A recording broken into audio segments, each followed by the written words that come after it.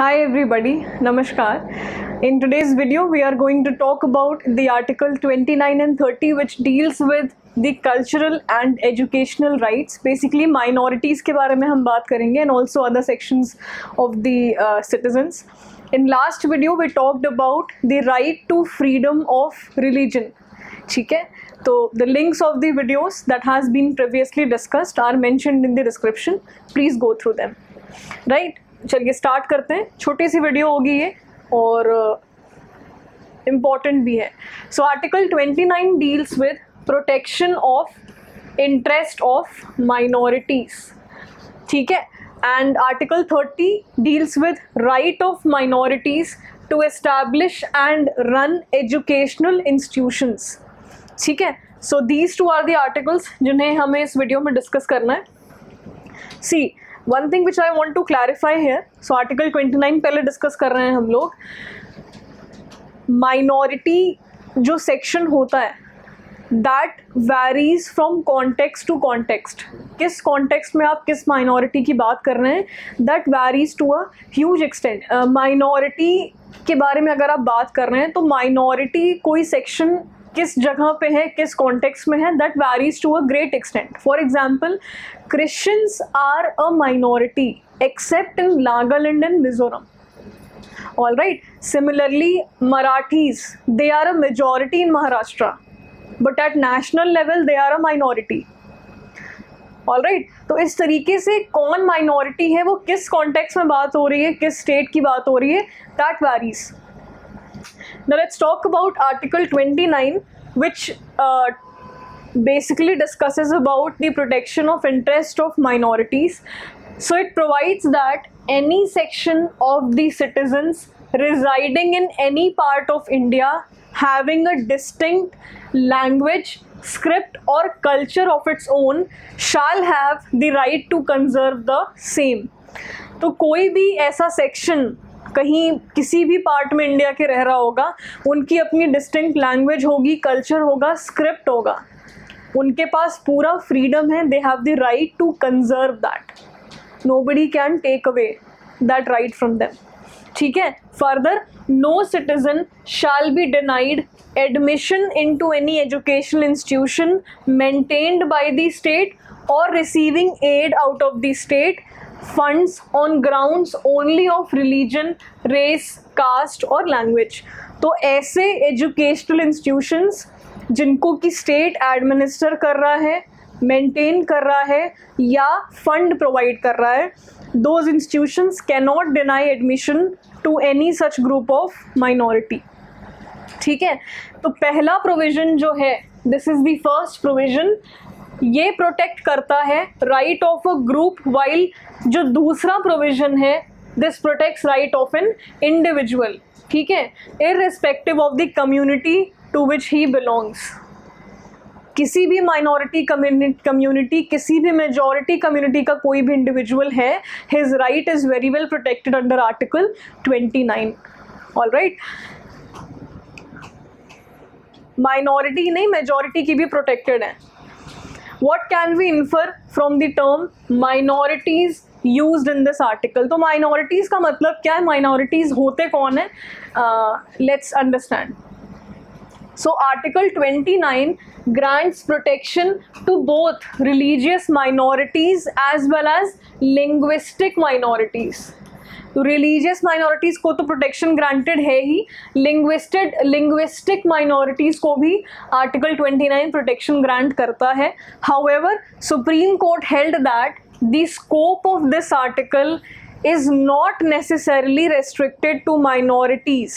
सिर्फ माइनॉरिटीज़ के लिए ही नहीं है, only as it is commonly assume to be. मतलब पीपल अज्यूम कि it's only for the protection of minorities, but the state can't deny the admission into an educational institution of a majority individual. तो majority individual की भी rights guaranteed हैं.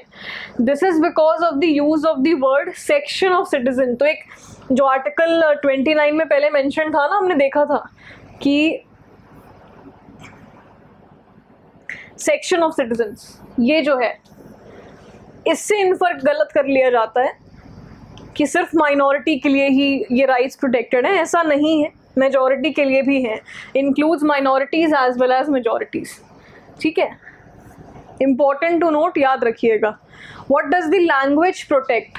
How does the language protect certain section of society? तो language क्या protect कर रहा है, किन societies को protect कर रहा है, किन sections को protect कर रहा है? Let's see. The Supreme Court has also held that the right to conserve the language includes the right to agitate for the protection of the language. ठीक है, hence the political speeches or promises made for the conservation of the language of a section of the citizen does not amount to corrupt practice under RPA, Representation of People's Act 1951। अगर कोई भी linguistic section है जो कि एक political speech दे रहा है, promises दे रहा है अपने लैंग्वेज को कंजर्व करने के लिए, that practice won't be considered as a corrupt practice, and this has been mention under representation of people's act 1951। ठीक है, तो लिंग्विस्टिक प्रोटेक्शन के लिए भी ये प्रोविज़न दिया गया है आर्टिकल 29 में। Now let's talk about article 30 which deals with right of minorities to establish and run educational institutions. ठीक है, तो वो भी राइट्स प्रोटेक्टेड हैं माइनॉरिटीज़ के लिए, which has been granted under Article 30. तो Article 30 grants following rights to minorities whether religious और linguistic। तो linguistic minorities के लिए भी applicable है और religious के लिए तो है ही। तो all minorities, pay attention, all minorities shall have the right to establish and administer educational institutions of their choice. This is the first right. Second right that has been granted is the compensation amount. The compensation amount fixed by the state for the compulsory acquisition of any property of a minority educational institution shall not restrict or abrogate the right guaranteed to them. ठीक है, this provision was added by 44th Amendment Act of 1978 to protect the right of minorities in this regard. The act deleted the right to property as a fundamental right under Article 31, जो कि अब बन गया है legal right under Article 300A। ये तो आगे discuss करेंगे अभी, बट क्योंकि 44th अमेंडमेंट एक्ट की चर्चा आई थी तो इसलिए this point has been mentioned. तो जो कॉम्पनसेशन अमाउंट है जो कि स्टेट ने फिक्स किया है for compulsory acquisition of any property of a minority educational institution, ये रेस्ट्रिक्ट नहीं करेगा जो उनको राइट्स गारंटी की गई हैं अंडर आर्टिकल 30। ठीक है, ये प्रोविजन जो है this was added by the Amendment Act of 1978, we have already seen. Third point is, in granting aid, the state shall not discriminate against any educational institution managed by a minority. तो state कोई discrimination नहीं कर सकता in the providing the aid। किसी एक religion को, किसी एक सेक्ट को आप प्रिविलेज मान के दूसरे को नहीं कर रहे हो, यू कांट डिस्क्रिमिनेट। ठीक है, तो स्टेट बिल्कुल लिमिटेड है, स्टेट की पावर्स काफ़ी लिमिटेड है और स्टेट को बिल्कुल रेस्ट्रिक्ट किया गया है। नाउ लेट्स टॉक अबाउट कि ये जो राइट्स हैं जो आर्टिकल 30 में है वो किन किन पे कन्फाइंड है। तो it is not only confined to minorities, जैसे आर्टिकल 29 कन्फाइंड थे majorities as well as minorities पे, article 30 is only confined on minorities whether religious और लिंग्विस्टिक। ठीक है, तो रिलीजियस और लिंग्विस्टिक दोनों पे confined and does not extend to any section of the citizen, जो कि आर्टिकल 29 में मेंशन था। However the term minority has not been defined anywhere in the constitution. तो जो टर्म है minority, if you ask me कि क्या इसकी डेफिनेशन कॉन्स्टिट्यूशन ने दी है, no, the constitution has nowhere defined the term minority. The right under Article 30 also includes the right of a minority to impart education to its children in its own language. तो एक ऐसा institution, minority based minority institution वो अपनी किसी भी language में education को impart कर सकता है. They are not restricted to impart their education in English और हिंदी ओनली. तो वो किसी भी लैंग्वेज में इम्पार्ट कर सकता है, right.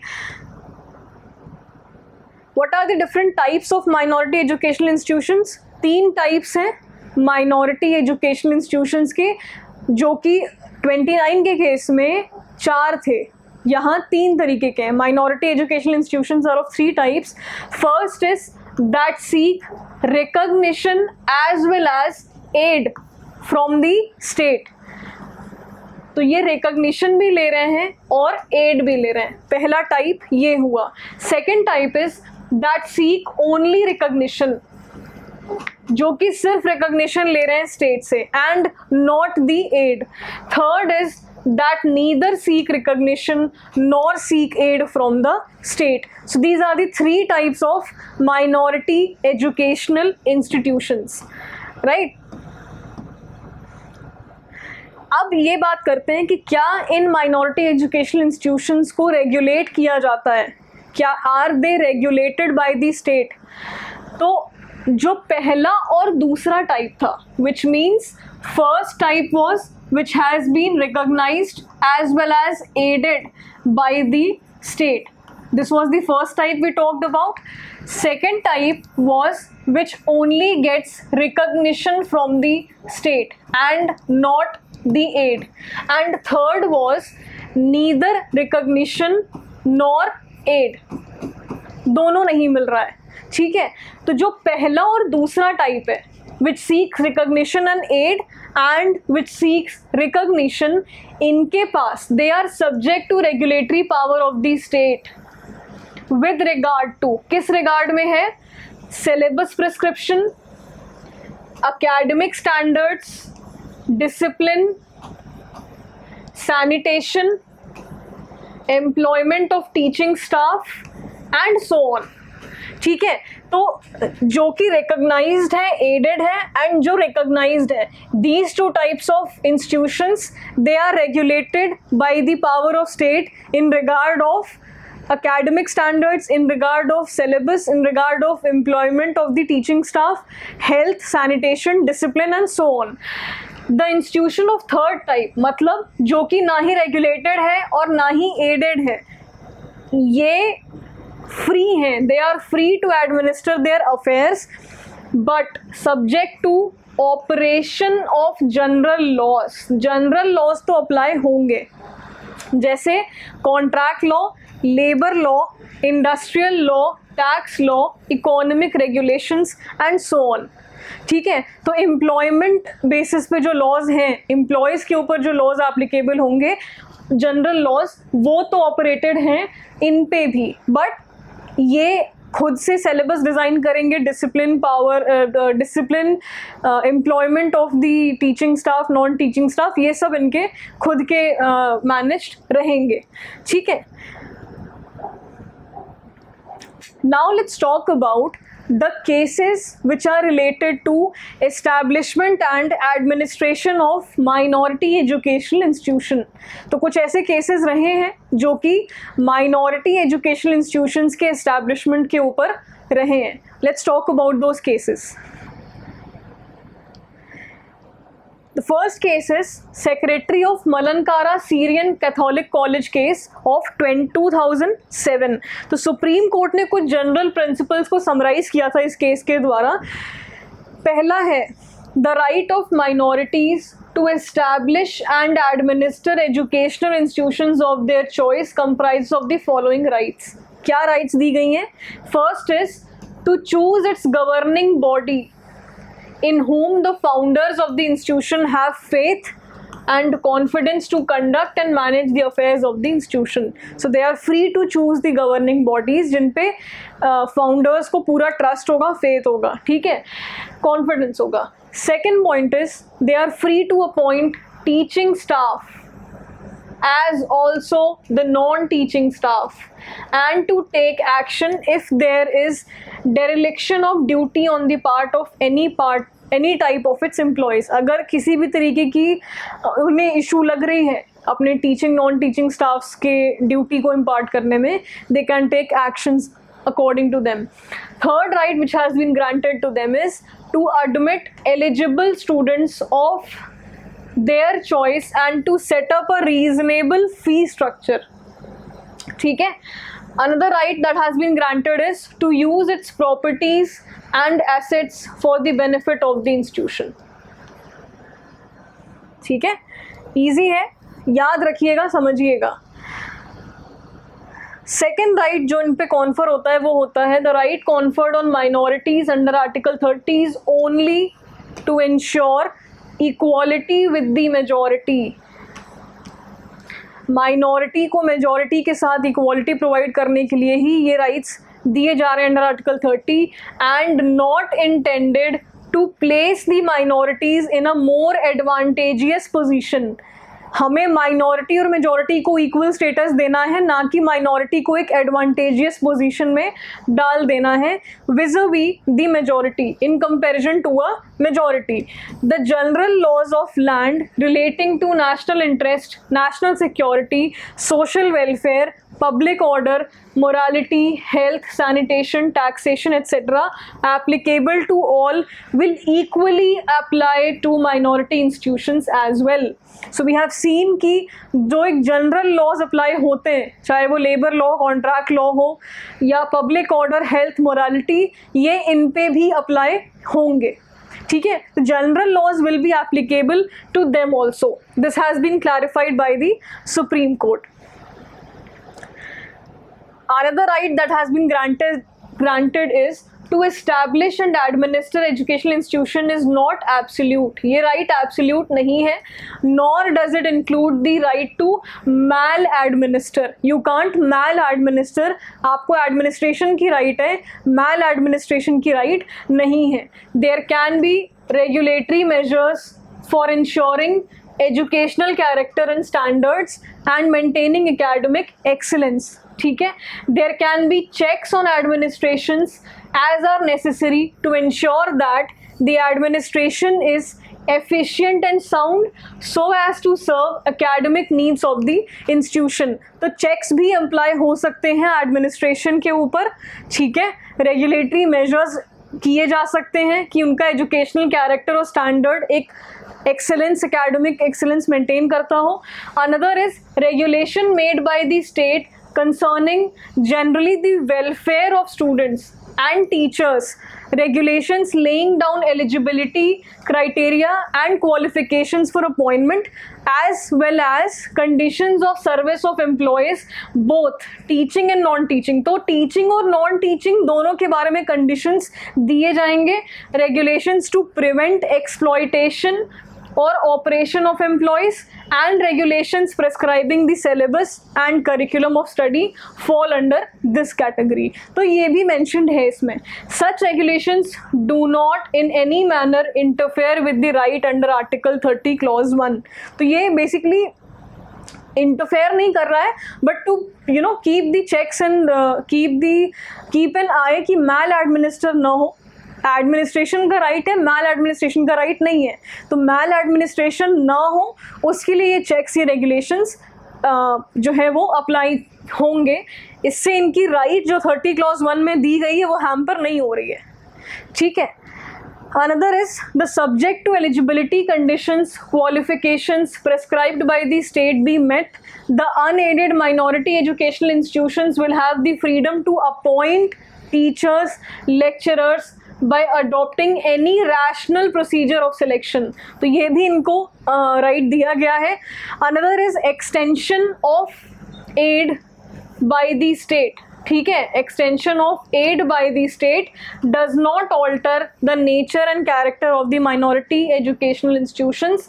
The conditions can be imposed by the state to ensure proper utilization of aid without however diluting or abridging the right under Article 30 Clause 1. तो एड को लेके भी रेगुलेशंस जो हैं वो आपके मेंशन किए गए थे सुप्रीम कोर्ट के द्वारा इस केस में. ठीक है, so this was it for this video and in next video we are going to talk about article 32. We already know article 31 has been deleted 31 को डिलीट कर दिया गया था 44th अमेंडमेंट एक्ट के थ्रू. I talk about that also in that video. तो basically 32 की बात करेंगे, right to constitutional remedies and writs. तो रिट्स एंड इट्स टाइप्स उसकी बात करेंगे. ठीक है, तो thank you and I will see you in the next video.